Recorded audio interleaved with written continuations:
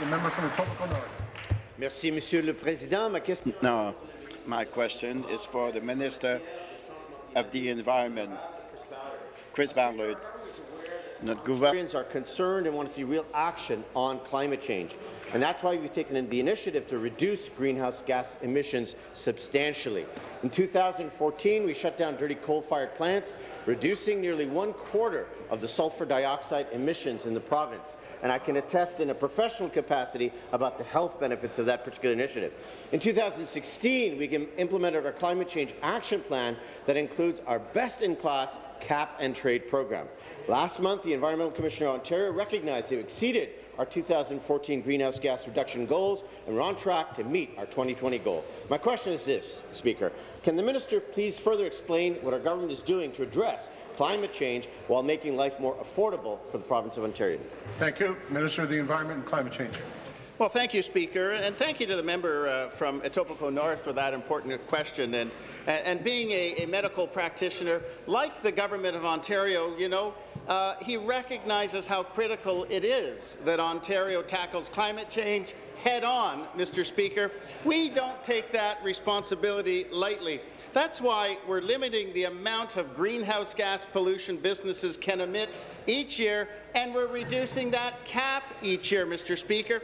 And that's not all, Speaker. Last year, our cap and trade auctions generated $1.9 billion in proceeds.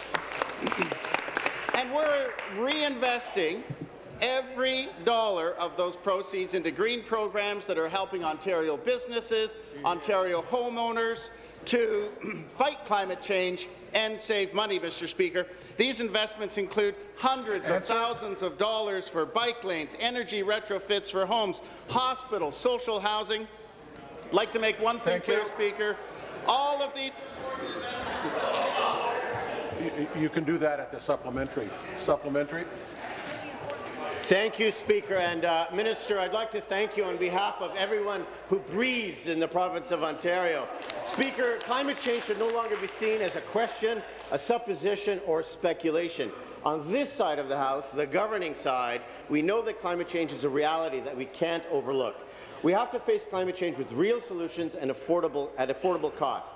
And that's why we've implemented a cap-and-trade program that is recognized by third-party experts as the most effective way to reduce emissions.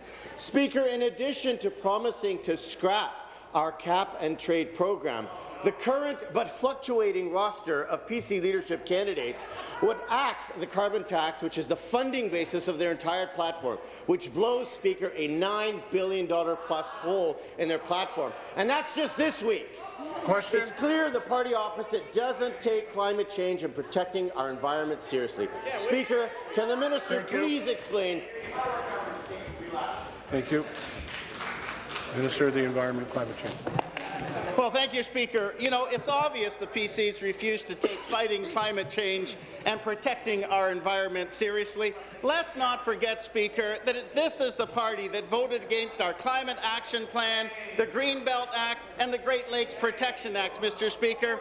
But what's unclear is how they plan to fund their platform promises without money from their carbon tax scheme. Speaker, this means that in order to fund what they promised in their glossy magazine, they'll have to make billions of dollars in cuts.